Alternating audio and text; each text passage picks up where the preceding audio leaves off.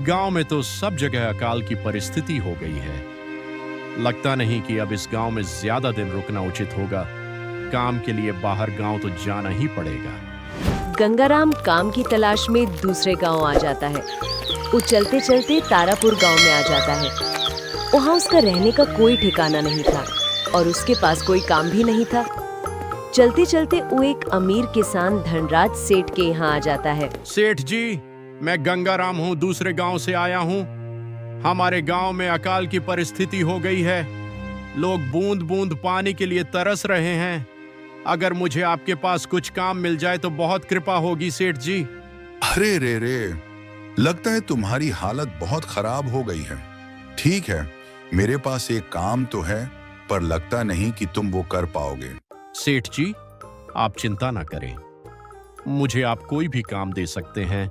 मैं वो काम पूरी मेहनत और ईमानदारी से करूंगा। अच्छा ठीक है गंगाराम, तो कान खोलकर सुन लो। मेरे पास 50 गायें और 50 भैंसे हैं। तुम्हें हर रोज इन जानवरों का गोबर निकालना होगा और सुबह शाम उन्हें चारा पानी देना होगा। महीने के आखिर में तुम्हें 200 रुपये मिलेंगे और हाँ, 2 वक्त का खाना भी हमारी तरफ से मिलेगा। अरे बाप रे, 50 गाय और भैंस को संभालना आसान बात नहीं है, पर कोई उपाय भी तो नहीं है। और ऊपर से सेठ जी 2 वक्त का खाना भी दे रहे हैं। ठीक है सेठ जी, मैं ये काम कर लूंगा, पर एक विनती है। हाँ बोलो गंगाराम, क्या बात है?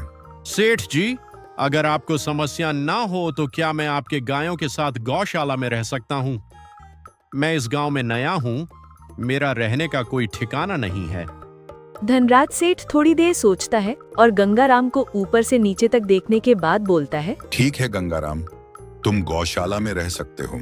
धन्यवाद सेठ जी। तब से गंगाराम गौशाला में रहकर अपना काम करने लगता है। वो रोज सुबह उठकर गाय और भैंस का गोबर निकालता है, उन्हें चारा डालता है और पानी भी पिलाता है। वो हर रोज अपनी काम पूरी ईमानदारी और मेहनत से करता था। धनराज सेठ को गंगाराम का काम पसंद आने लगा, क्योंकि वो अपना काम पूरी ईमानदारी और मेहनत से करता था।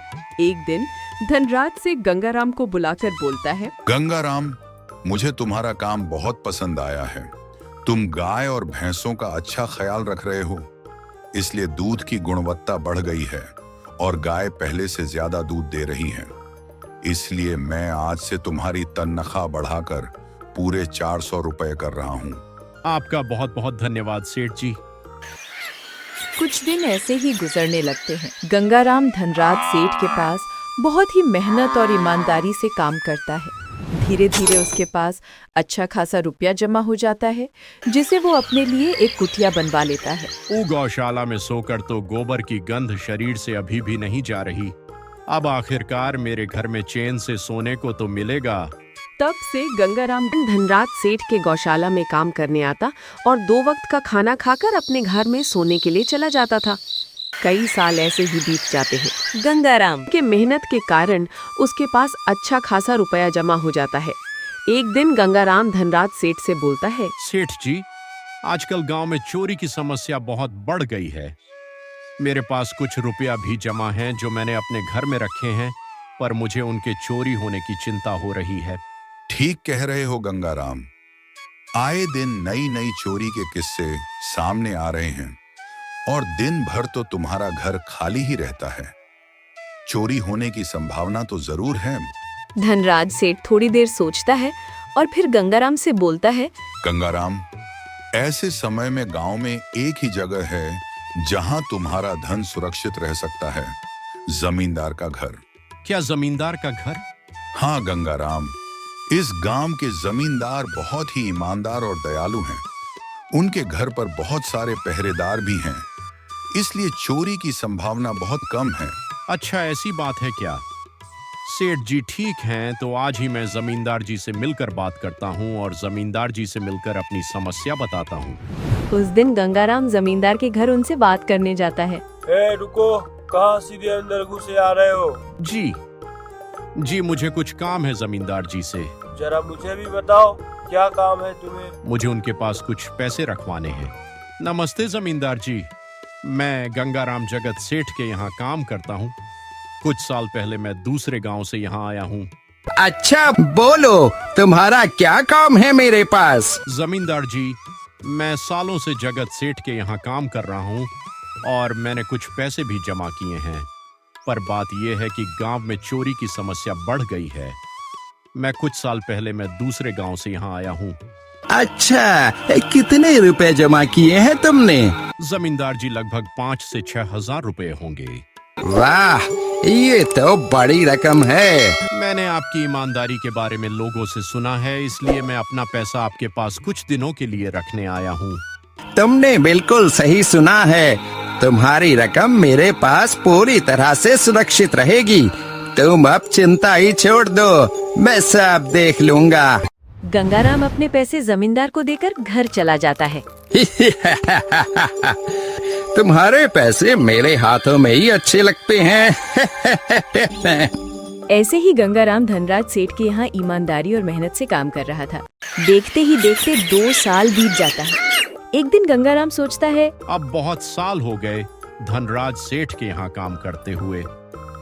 वैसे तो धनराज सेठ बहुत अच्छे इंसान हैं, पर सोच रहा हूँ खुद की जमीन लेके मेहनत करूँ, तभी मैं बड़ा आदमी बन सकता हूँ। आज ही जमींदार से मिलने जाता हूँ और अपने पैसे मांगता हूँ। ये सोचकर गंगाराम जमींदार जी के घर चला जाता है। जमींदार जी, मैं अपने पैसे वापस लेने आया हूँ।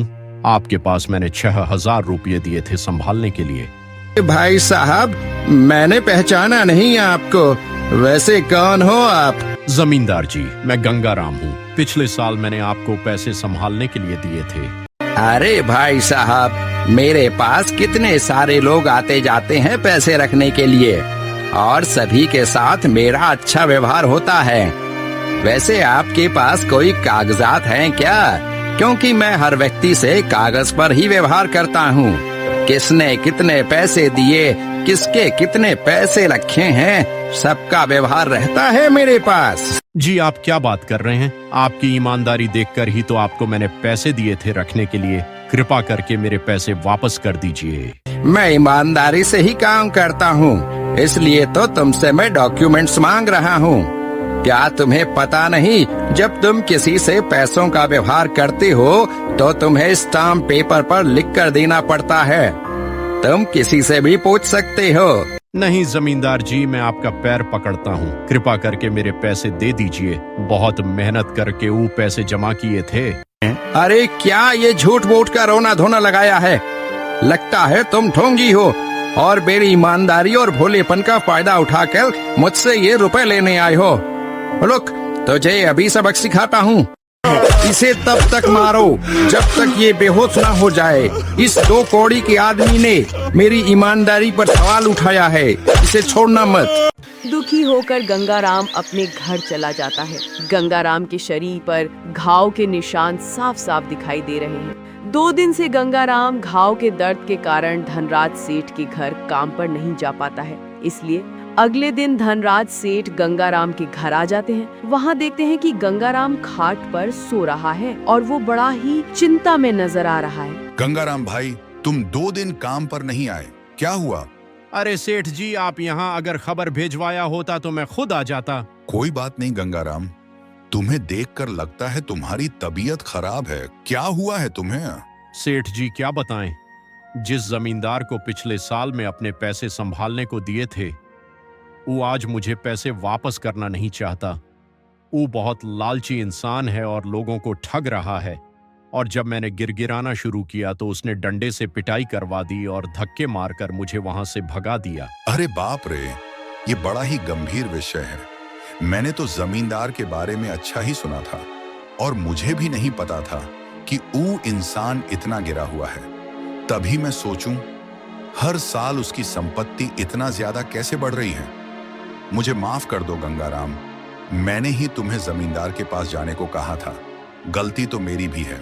नहीं धनराज सेठ, आप तो मेरा अच्छा सोच रहे थे। ये तो जमींदार का लालच है। अब लगता नहीं कि मेरे पैसे जमींदार से मिलेंगे भी। गंगाराम, मेरे पास एक तरकीब है जिससे मैं तुम्हारे पैसे वापस दिला सकता हूँ। धनराज सेठ गंगाराम के कान में सारी तरकीब बताता है। ठीक है सेठ जी, ऊपर वाले ये तरकीब काम कर जाए। अगले दिन धनराज सेठ एक सूटकेस में बहुत सारे पैसे भरकर जमींदार के घर जाता है। नमस्ते जमींदार जी। अरे सेठ, आज आप खुद यहाँ। बोलो भाई, इस गरीब के घर कैसे आना हुआ? हमारा तो ये सौभाग्य है कि आप जैसे धनी आदमी के चरण हमारे घर में लगे हैं। क्या जमींदार जी, आप तो मुझे लज्जित कर रहे हैं। वैसे मैं कुछ दिनों के लिए दूसरे राज्य में व्यापार करने जा रहा हूँ। मैं यहाँ लगभग 50,000 लाया हूँ। मुझे डर है कि कहीं ये चोरी ना हो जाए। क्या आप मेरे सारे पैसे संभाल कर रख सकते हैं? आपके सिवा इस गांव में और किसी पर भरोसा नहीं कर सकता। अरे ये भी कोई पूछने की बात है? मेरे पास आपके पैसे बिल्कुल सुरक्षित रहेंगे। आप निश्चित होकर व्यापार करने जा सकते हैं। इस बार तो बड़ी मछली हाथ लगी है। बार बार ऐसा मौका नहीं मिलता। भारी माल हाथ में लगने वाला है। तभी वहाँ पर गंगाराम आ जाता है। अरे तुम, अच्छा हुआ तुम आ गए। मैं तुम्हारे पास ही आने वाला था। मुझे माफ करना, उस दिन तुम्हें पहचान नहीं पाया। इतने सारे लोग मेरे पास आते हैं तो जरा परेशानी होती है, पर मैं अपनी बातों का बड़ा पक्का हूँ। हाँ रुको, मैं तुम्हारे सारे पैसे अभी देता हूँ। जमींदार गंगाराम के सारे पैसे उसे लौटा देता है। माफ करना भूषण, मेरे आदमियों ने तुम्हारे साथ उस दिन बदतमीजी की। मैं आज ही उनको काम से निकालता हूँ। गंगाराम बिना कुछ बोले वहाँ से चला जाता है। क्या बात है जमींदार जी, आप तो बातों के बहुत पक्के हैं। तो ठीक है, मैं सारे पैसे आपका पास रख सकता हूँ। धनराज सेठ इतना बोल ही रहा था कि तभी उसका नौकर वहाँ पर आ जाता है। मालिक, अब आपको बाहर के राज्य में जाने की कोई जरूरत नहीं है। अभी अभी व्यापारियों का संदेश आया है और उसने कहा कि वो खुद हमारे गांव आ रहे हैं। अरे ये तो बहुत बढ़िया बात हुई। अब मुझे इतनी दूर नहीं जाना पड़ेगा। व्यापारी खुद यहाँ आ रहे हैं। अब मुझे नहीं लगता ये पैसे आपके पास रखने का कोई मतलब होगा। चलो, आपका बहुत बहुत धन्यवाद। आपने इतनी दूरियां दिखाई मुझे। हाँ, पर अगली बार आपके पास ही जरूर आऊंगा। ऐसा बोलकर धनराज सेठ वहाँ से अपने पैसे लेकर चले जाते हैं। धत तेरी की, ये क्या हो गया? ये 50,000 तो चले गए। 5,800 रुपए हड़प लिए थे, वो भी चले गए। आपका बहुत बहुत धन्यवाद सेठ जी। अगर आज आप ना होते तो मेरा सारा जमा किया हुआ पैसा वह जमींदार हड़प लेता। गंगाराम, कोई बात नहीं। जो व्यक्ति मेहनत और ईमानदारी से कमाता है, ऊपर वाला उसका कभी बुरा नहीं होने देता। और जो हराम की कमाई करता है, उसका कभी अच्छा नहीं होता।